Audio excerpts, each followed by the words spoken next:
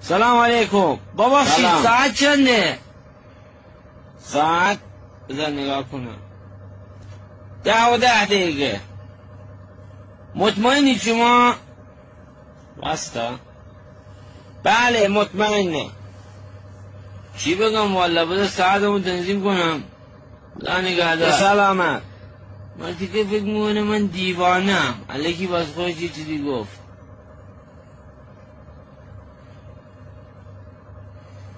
داداش اگه راست میگی الان بگو ساعت چنده.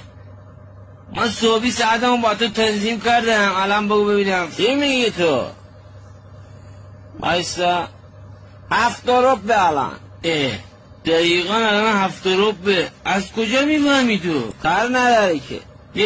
به من بگو اون تخم حرارتی با حرارتش میفهمی؟ این نمیدی والا ساعت اونجا معلومه دیگه. اولا بار پدرتون